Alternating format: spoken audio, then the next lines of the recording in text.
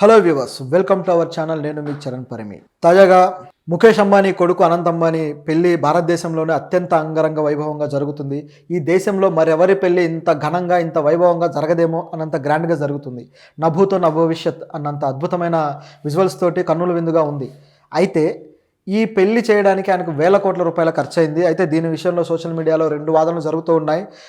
ఒక వర్గమేమో ఇంత డబ్బులు ఖర్చు పెట్టి దుబారా చేయడం అవసరమా అంటూ ఒక వర్గం, ఇంకో వర్గమేమో ఆయనకు ఉంది, ఆయన చేస్తున్నాడు, ఇంత గ్రాండియర్గా అద్భుతంగా ఉందని మరో వర్గం. సో ఏ వర్గానికి ఆ వర్గం వాదించుకుంటున్నారు. ఇది పక్కన పెడితే ఈ పెళ్లి వేల కోట్ల రూపాయలు పెట్టి చేశాడు కదా, ఇంత డబ్బు ఖర్చు పెట్టాలి అంటే ఆయన సంపాదించిన డబ్బు పెడుతున్నాడా లేకపోతే గవర్నమెంట్కి ట్యాక్స్ ఎగ్గొట్టి పెడుతున్నాడా అనే ప్రశ్న ఇప్పుడు వచ్చిందనమాట. ఎస్, ఆయన తాజాగా దాదాపు 4,381 కోట్ల రూపాయల డబ్బుని ఆయన ప్రభుత్వానికి కట్టాల్సిందే, అది ఎగ్గొట్టాడు. సో ఆ డబ్బు దాదాపు 4,000 కోట్లు, మామూలు విషయం కాదు. ఇంత డబ్బును ఎగ్గొట్టాడు. మరి ఆ విషయంలో ఆయన మీద ఇంతవరకు ఏ చర్యలు లేవు. ఏ డిపార్ట్మెంట్కి ఎగ్గొట్టాడు, ఎందుకు ఎగ్గొట్టాడు అనేది చూద్దాం. పైగా ఇప్పుడు ఘనంగా పెళ్లి చేసుకుంటున్నారు. ఇక్కడ మాత్రం వేల కోట్ల రూపాయల ఖర్చు మాత్రం పెడుతూ ఉన్నాడు అనమాట. ఆయన ఖర్చు ఒకసారి గమనిస్తే ఎట్లా ఉంటుందంటే, ఇప్పుడున్న పెళ్లి గతంలో రిసెప్షన్ చూసాం, రిసెప్షన్ అంతే గ్రాండ్గా చేశారు. ఈ పెళ్లి విషయానికి వస్తే ప్రతి విషయంలోనూ ఆయన టాప్లో ఉండాలన్నట్టుగా కనిపిస్తుంది ఆయన పెళ్లిలో ఆయన తీసుకున్న స్టాండ్. ఉదాహరణకి ఇప్పుడు ఆయన ఇండియాలోనే రిచెస్ట్ పర్సన్, ఇండియాలోనే నెంబర్ 1 పర్సన్ అనేవాడు డీల్ చేస్తే ఎలా ఉంటుంది అని గమనిస్తే, ఈ పెళ్లికి వచ్చిన అతిథులు ఇండియాలోనే number 1 biggest stars Shahrukh Khan, అలాగే అమితాబ్ బచ్చన్, అట్లాగే పాప్ ప్రపంచంలో నెంబర్ 1 బిగ్గెస్ట్ స్టార్స్. పాప్ రంగం ఉంది కదా, ఇప్పుడు అమెరికా కేంద్రంగా పాప్ రంగం ఎంత పాపులరో అందరికీ తెలిసిందే. సో ఆ రంగంలో బిగ్గెస్ట్ స్టార్ ఎవరు? జస్టిన్ బీబర్, ఆయన వచ్చాడు. అట్లాగే రెజ్లింగ్ ఫెడరేషన్ WWE, ఈ రెజ్లింగ్ ఫెడరేషన్లో నెంబర్ 1 స్టార్ అంటే బిగ్గెస్ట్ స్టార్, అంటే ఏ రంగం చూసుకున్నా అందులో బిగ్గెస్ట్ స్టార్లు మాత్రమే దీనికి హాజరవుతున్నారు గమనిస్తే. సో ఆయన ఎవరు? జాన్ సేనా.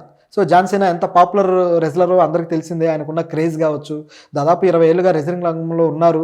రీసెంట్గా ఆయన నెక్స్ట్ ఇయర్ నేను రిటైర్ అయిపోతున్నాను ఈ రెజ్లింగ్ నుంచి అని ఆయన చెప్పడం జరిగింది. అంటే ఆయనకు సినిమా అవకాశాలు వేరే వస్తున్నాయి, సినిమాల్లో కూడా ఒక సపోర్టింగ్ రోల్స్ అలాగే హీరో రోల్స్ కూడా చేస్తున్నాడు. సో ఇంత పెద్ద స్టార్ మళ్ళీ దీనికి అటెండ్ అవ్వడం జరిగింది. సో ఇదొక ఎత్తు అయితే, అలాగే సౌత్ నుంచి బిగ్గెస్ట్ స్టార్ ఎవరు?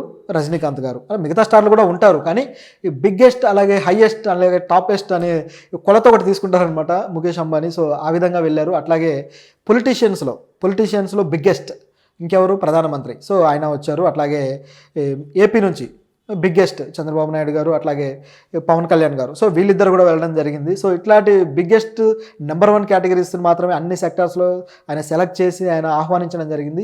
ఆహ్వానం అందుకొని వీళ్ళు వెళ్ళడము జరిగింది అనమాట. అలాగే సంగీతానికి సంబంధించి అక్కడ చేసిన కార్యక్రమాలకు సంబంధించి కూడా ఎవరైతే టాప్ పర్ఫార్మర్స్ ఉన్నారో వాళ్ళని మాత్రమే తీసుకోవడం జరిగింది. సో ఇవన్నీ గమనిస్తే ఆయన ఇక టాప్ నాచ్లో ఉండాలి, ప్రపంచంలో ఇక నన్ను మించి ఎవరు చేయొద్దు అన్నట్టుగా చేస్తున్నట్టు కనిపిస్తుంది.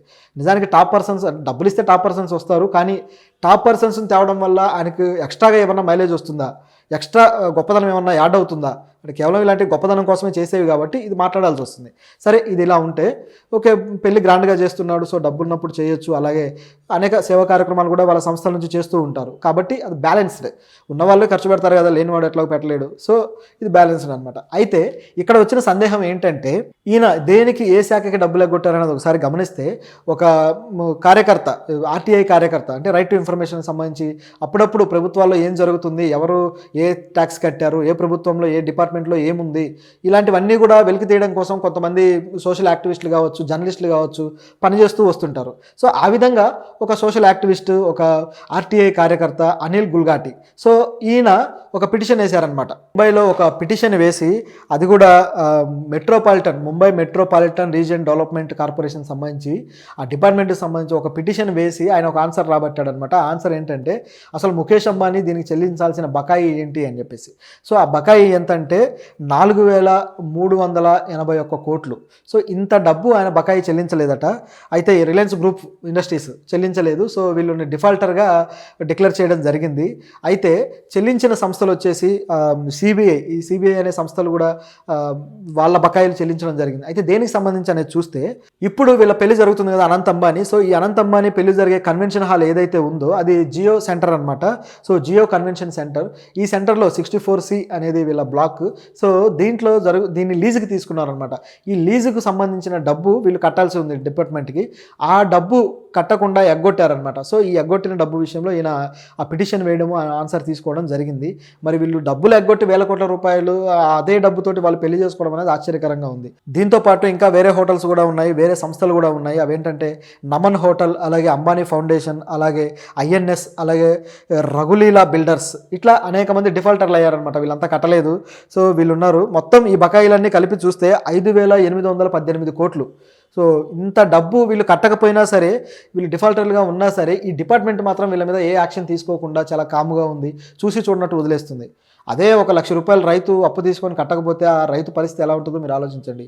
ఇంటికి వచ్చి బ్యాంక్ అధికారులు ఇల్లు వేలం వేసేదాకా ఊరుకోరు, ఆయన దుంపదించి పరువు బజార్లో ఈడ్చేదాకా ఊరుకోరు. కానీ ఈ వేల కోట్ల రూపాయలు ఎగ్గొట్టి మళ్ళీ ఘనంగా పెళ్లి చేస్తున్నాడు. పోనీ ఆయన దగ్గర డబ్బు లేదా అంటే ఆ డబ్బుని ఖర్చు పెడుతున్నాడు, అది కనిపిస్తూనే ఉంది. సో ఇది కనిపిస్తున్నా కూడా వీళ్ళు యాక్షన్ తీసుకోకపోవడం అనేది వీళ్ళ ఇన్ఫ్లుయెన్స్కు అర్థం అనమాట. వీళ్ళు ఎంత ప్రభుత్వంలో ఎంత బలమైన వ్యక్తులు, బలమైన ఇన్ఫ్లుయెన్స్ కలిగిన వాళ్ళు అనేది ఇక్కడ క్లియర్గా తెలుస్తుంది. సో డబ్బున్నోడికైతే ఈ చట్టాలు గిట్టాలన్నీ కూడా ఈ విధంగా పనిచేస్తాయి, డబ్బు లేనోడికి మాత్రం కరెక్ట్గా పనిచేస్తాయి అనేది ఇక్కడ ప్రూవ్ అవుతుంది. అలాగే దీని విషయంలో ఇంకా 4 అసలు ఏంటి ఈ డిఫాల్ట్ జరగడానికి మెయిన్ కారణం ఏంటనేది చూస్తే, ఈ MMRDA నుంచి భూమిని లీజుకు తీసుకున్న తర్వాత 4 సంవత్సరాల లోపు అక్కడ కట్టడాలని పూర్తి చేయాలి. కానీ అలా చేయకపోవడం వల్ల, వాళ్ళ ఉపయోగించుకున్న తీరు సరిగ్గా లేకపోవడం వల్ల వీళ్ళు జరిమానా వేయాల్సి వస్తుందన్నమాట. ఆ విధంగా వేసిన జరిమానాని CBI కావచ్చు, అలాగే ఆదాయ పన్ను శాఖ కావచ్చు, వీళ్ళందరూ కట్టారు. కానీ కట్టనిది ఎవరయ్యా అంటే ఇట్లా ఈ కంపెనీలు ఏవైతే ఉన్నాయో ఇవన్నీ కట్టలేదన్నమాట. సో ఇట్లా కొన్ని డిపార్ట్మెంట్కి సంబంధించిన అవకతవకలన్నీ ఈ విధంగా ఉన్నాయి. మరి ఈ ముంబై కార్పొరేషన్ ఏమి యాక్షన్ తీసుకుంటుంది అనేది కూడా చూడాలి. ఈ విషయమై ముంబై అథారిటీ ఏమీ యాక్షన్ తీసుకోవట్లేదని చెప్పేసి అనిల్ గల్గాటి చెప్పడం జరిగింది. అయితే ఈయన ఇలా ఊరుకోకుండా వీటికి సంబంధించిన ఇన్ఫర్మేషన్ అంతా తీసుకొని ఈయన ఏం చేశాడంటే సీఎంకి లేఖ రాశాడు. సో మీరు యాక్షన్ తీసుకోండి అని చెప్పేసి. అంటే ఈయన కార్యకర్త కాబట్టి ఆ పని చేశాడు. మరి ఈయన లేఖని సీఎం సీరియస్గా తీసుకుంటాడా లేదా చూడాలి. ఎందుకంటే ఆయన కూడా పెళ్లికి వెళ్ళిన అతిథులు ఆయన కూడా ఒకడే. సో ఇలా ఉన్నప్పుడు మరి వాళ్ళు యాక్షన్లు ఏం తీసుకుంటారు? సో ఇట్లాంటి క్వశ్చన్లు చాలా ఉన్నాయన్నమాట అధికారులకు సంబంధించి. అయితే ఈ అనిల్ని మాత్రం మెచ్చుకోక తప్పదు. చాలా అద్భుతమైన ఇన్ఫర్మేషన్ నేను బయట పెట్టడం జరిగింది. ఇలాంటి ఇన్ఫర్మేషన్ మాత్రం వైరల్ అవ్వదు. కానీ పెళ్లికి సంబంధించిన ఫోటోలు, ఆ పెళ్లిలో ఎవరెవరు గెస్టులు వచ్చారు, ఈ మాత్రం బాగా వైరల్ అయిపోతుంటాయి.